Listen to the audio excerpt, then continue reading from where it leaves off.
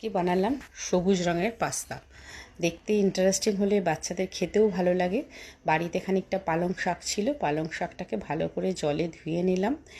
ধুয়ে নেওয়ার পরে সসপ্যানে একটু জল গরম করতে দিলাম। যেই বয়েল হতে শুরু করলো অমনি পালং শাকটা দিয়ে দিলাম। যেই পালং শাকটা ফুটে উঠেছে জলের সাথে সাথে সাথে আমি ওটাকে ঠান্ডা জলে ধুয়ে নিলাম। তাতে কি হয়, সবুজ রঙটা খুব সুন্দর টিকে থাকে, নাহলে এই সবুজ রঙটা ফ্যাকাশে হয়ে যায়। জলটা ঝরতে দিলাম, দিয়ে পেঁয়াজ আর কাঁচা লঙ্কা মুছিয়ে নিলাম।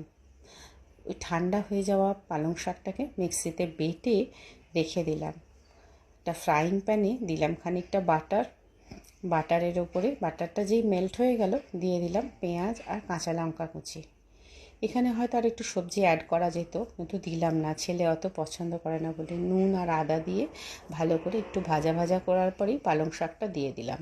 দিয়ে পালং শাকের যেই কাঁচা গন্ধটা চলে গেল অমনি বয়েল করা পাস্তাগুলো দিয়ে দিলাম, আর সঙ্গে দিয়েছিলাম একটু সামান্য চিনি।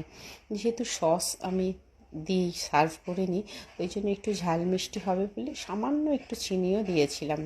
দিয়ে নাড়াচাড়া করে উপরে পেরি পেরি মশলা দিয়ে দিলাম।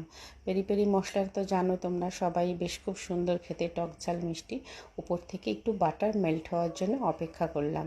তারপরে বাটারটা গরমের ওপর দিয়েছিলাম বলে খুব সুন্দর তাড়াতাড়ি মেল্ট হয়ে গেল। তারপরে খাবারটা সার্ভ করে দিয়েছিলাম পেরি পেরি মশলা দিয়ে। তোমরা জানিও তোমাদের কেমন লাগলো।